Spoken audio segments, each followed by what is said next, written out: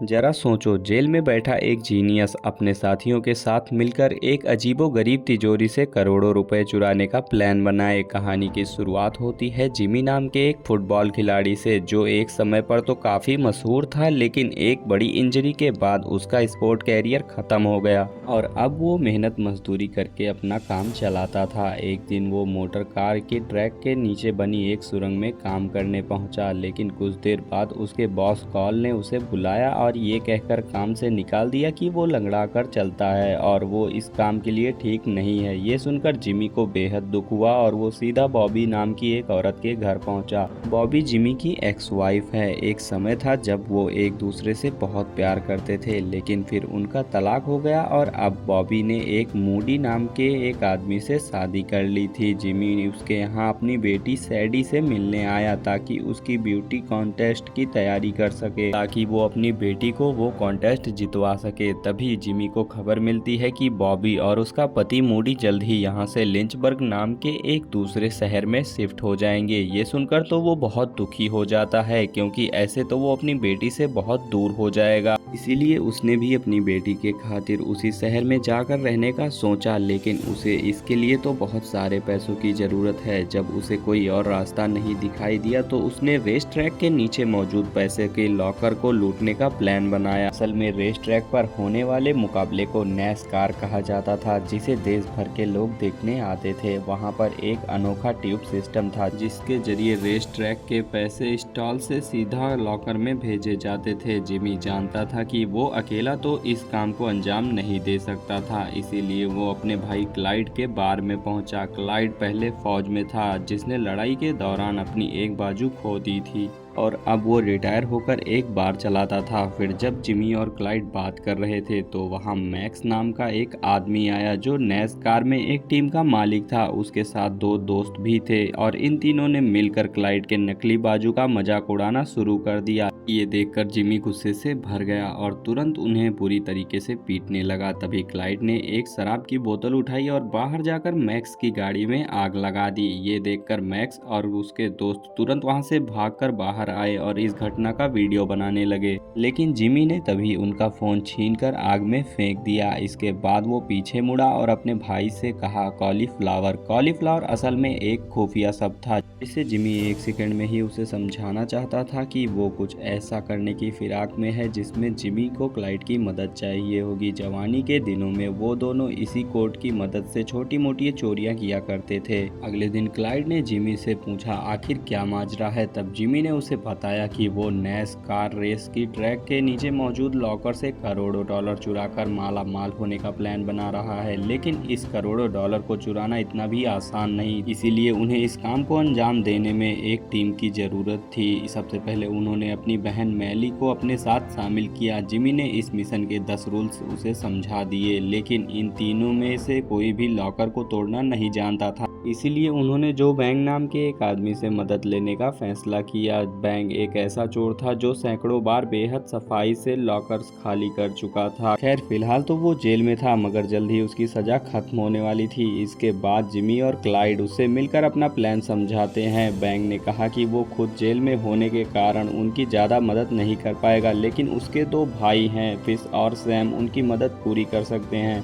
आखिरकार जिमी ने उन्हें भी शामिल कर लिया। वो लोग मिलकर सिर्फ जो को बाहर निकालेंगे और किसी को पता चलने से पहले ही उसे जेल में वापस पहुंचा देंगे। अब उसे जेल से निकालने के लिए क्लाइड ने जानबूझकर एक स्टोर में गाड़ी घुसा दी और सजा के तौर पर उसी जेल में जा पहुंचा। प्लान के मुताबिक उन्हें जो और क्लाइड को जेल से भी निकालना होगा और उसके बाद बड़ी सफाई से उन्हें वापस भी पहुंचाना होगा। सैम और फिश लॉकर में काम कर रही एक औरत को उलझाते हैं और ट्यूब सिस्टम में रंग बिरंगे कॉकरोच डाल देते हैं ताकि उन्हें पता चल सके कि कौन सी ट्यूब पैसों तक जाती है। उधर जब जिमी चोरी के लिए कुछ सामान इकट्ठा कर रहा था, तभी उसकी मुलाकात सिल्विया नाम की एक लड़की से हुई, जो स्कूल टाइम में उसके साथ पढ़ती थी। जिमी के चेहरे पर चोटों की निशान को देखकर सिल्विया ने उसे टिटनिस का इंजेक्शन लगा दिया। असल में वो एक एनजीओ के लिए काम करती थी, जो अमीर लोगों के दान दिए हुए पैसों से गरीब लोगों का मुफ्त में इलाज करते थे। खैर इसके बाद जिमी रेस ट्रैक के नीचे मौजूद उसी कंस्ट्रक्शन साइट पर पहुंचा जहां वो काम करता था। वहां उसने बड़ी चालाकी से नीचे का नक्शा चुरा लिया, लेकिन कुछ देर बाद उसके बॉस ने बताया कि यहाँ की मरम्मत का काम एक हफ्ता पहले ही खत्म हो जाएगा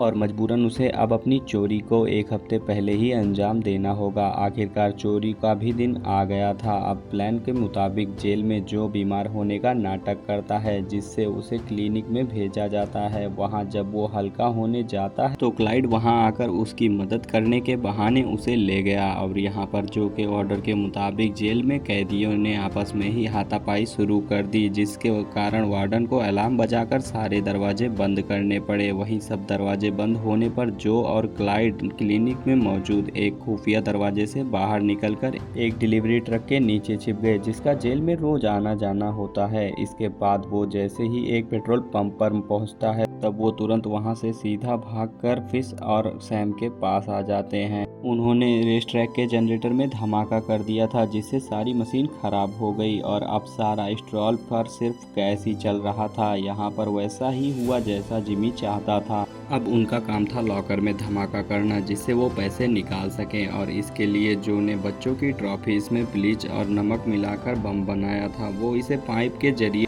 लॉकर तक पहुंचकर धमाका करना चाहता था। लेकिन जिम और फिश तो बेचारे इस बारे में समझ ही नहीं पा रहे थे कि टॉफी से आखिर बम बनता कैसे है। इसके बाद जो ने सारा काम रोक कर सबसे पहले तो उन्हें केमिकल फार्मूला समझाए, जिससे टॉफ़ी में धमाका किया जा सकता है। आखिरकार उसने डब्बा पाइप में डाल दिया, लेकिन वो लॉकर तक पहुंचकर फटा ही नहीं, बल्कि वो तो तेजी से वापस आकर सीधा क्लाइड की छाती पे आ गिरा। असल में जो ने ढक्कन काफ़ी तेज से बंद कर दिया था, जिस वजह से धमाका नहीं हुआ। अब उसने ढक्कन को थोड़ा ढीला किया और फिर वापस से पाइप में डाल दिया। जैसे ही जो ट्यूब के आखिर तक पहुंचा तो एक जोरदार धमाका हुआ और पाइप का ढक्कन उड़ गया। तभी इसके बाद उन्होंने पाइप की शुरुआत में एक बहुत बड़ा वैक्यूम पंप लगा दिया, जिससे लॉकर के सारे पैसे खींचकर पाइप में ला सकें। धीरे धीरे उन्होंने सारे पैसे खींचकर लिफाफे में भरने शुरू कर दिए, लेकिन तभी धमाके का धुआं पाइप से बाहर आ रहा था, जिसकी जांच करने के लिए सिक्योरिटी गार्ड्स नीचे पहुंचते हैं तो उन्होंने देखा कि एक आदमी वहां पर नीचे बैठकर बीड़ी फूंक रहा था और गार्ड्स उसे डांटकर वापस चले गए। असल में ये आदमी जिमी का ही बैठाया हुआ आदमी था और उधर तब तक जिमी ने टीम के साथ अपने कचरे में पूरा पैसा भर लिया था।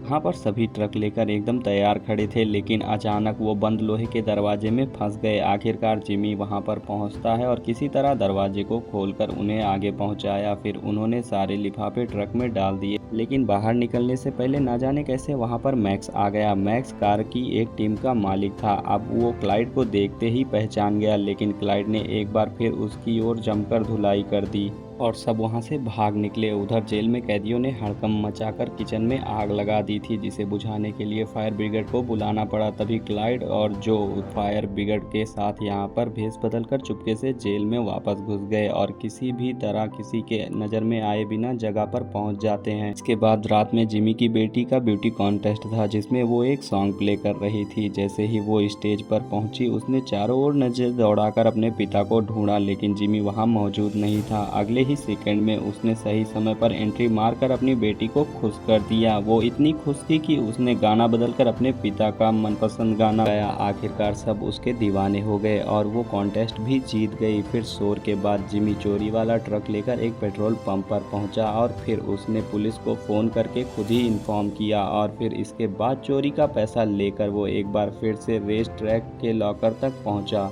ऐसा अगर वापस ही देना था तो चोरी आखिर क्यों की। इसके बाद FBI अब पूरी मामले की जांच करने के लिए पहुंच जाती है, लेकिन उनके हाथ कोई सबूत नहीं लगता और देखते हैं कि रेस ट्रैक का ज़्यादातर पैसा वापस आ गया था, इसीलिए उन्होंने अपनी छानबीन बंद कर दी। लेकिन सारा नाम की एक FBI एजेंट को मैक्स ने बताया था कि उसने उस दिन क्लाइड नाम के एक आदमी को ट्रैक के नीचे देखा था, लेकिन सारा के पास क्लाइड, जिमी और जो के खिलाफ कोई सबूत नहीं था, तो इसीलिए जिमी ने यहाँ पर सारा पैसा वापस भी कर दिया था। असल में ये सब तो जिमी का ही प्लान था। इसके बाद बाद हम देखते हैं कि क्लाइड की भी सज़ा पूरी हो जाती है और वो जेल से बाहर आ जाता है और थोड़े ही दिनों में जो की भी सज़ा पूरी हो जाती है और वो भी बाहर आ जाता है। लेकिन जिमी ने बढ़िया प्लान के हिसाब से ही सब कुछ किया था। उसने पैसों का एक हिस्सा निकाल लिया था जिसे उसने सबके बराबर हिस्से में बांटा था और सबके घर पर पहुंचा दिया था। जैसे ही यहाँ पर हम देखते हैं कि जो को भी पैसा गार्डन में मिल जाता है, कई को कचरे के लिफाफे में दबे हुए मिले और हम देखते हैं कि जिमी ने उस औरत को भी पैसे भिजवाए थे जो औरत लॉकर में काम कर रही थी। अब यहाँ पर वो एक नए शहर में जाता है और वहीं पर काम करने लगा जहाँ उसकी पत्नी सैडी को ले गई थी। आखिरकार इतनी बड़ी चोरी करने के बावजूद भी ये लोग नहीं पकड़े जाते और खुलेआम घूमते हैं और यहाँ पर हमें पता चलता है कि टीम वर्क कितना बेटर होता है। और इसी के साथ ये कहानी यहीं खत्म होती है। वीडियो पसंद आई हो तो लाइक कर देना और ऐसी ही मूवीज़ के लिए हमारे चैनल को सब्सक्राइब करना। कमेंट में ज़रूर बताइएगा कि आपको कैसी मूवी ज़्यादा अच्छी लगती है।